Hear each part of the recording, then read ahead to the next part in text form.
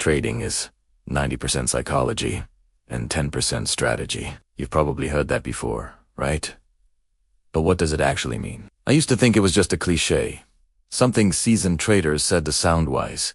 I had my charts, my indicators, my strategies. I thought I had it all figured out, but my account balance told a different story. I was on a roller coaster, making big wins one day and losing it all the next.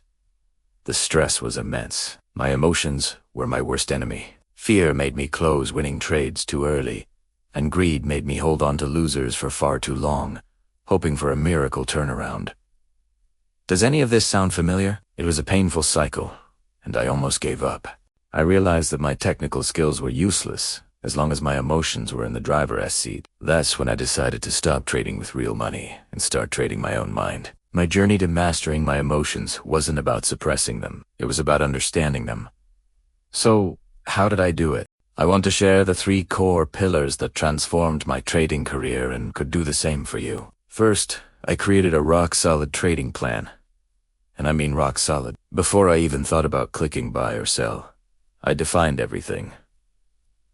My entry point, my exit strategy for profits, and most importantly, my stop loss. This wasn't just a guideline. It was a non-negotiable contract with myself. By predefining my actions, I took the in-the-moment emotional decision-making out of the equation. The plan became my logical brain, guiding me when fear or greed tried to take over. If the trade hit my stop loss, it was out. No second guessing, no hoping. This single habit saved me from countless catastrophic losses. The second pillar was mindfulness and self-awareness. I started a trading journal, but it wasn't just for tracking profits and losses. I wrote down how I felt before, during, and after each trade. Was I anxious? Overconfident?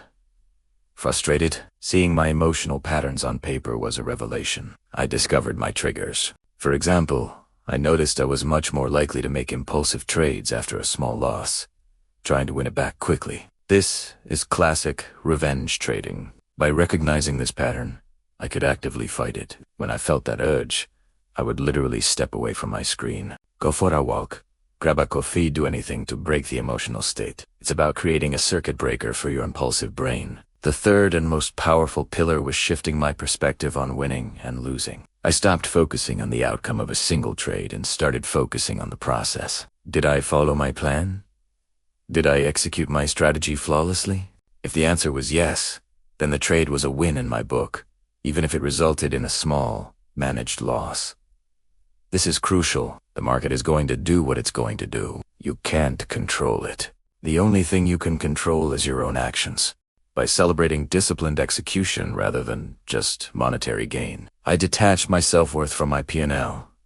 This reduced the emotional highs and lows dramatically, allowing me to think clearly and objectively, trade after trade. Mastering your emotions isn't a one-time fix. It's a continuous practice, like going to the gym for your mind. It's about building a system of discipline, and a professional mindset that protects you from your own worst instincts. It's this emotional armor that allows you to navigate the volatile money markets and stay in the game long enough to become consistently profitable. Stop letting fear and greed dictate your financial future. Start by building your plan, journaling your emotions, and focusing on flawless execution. That's how you truly conquer the markets.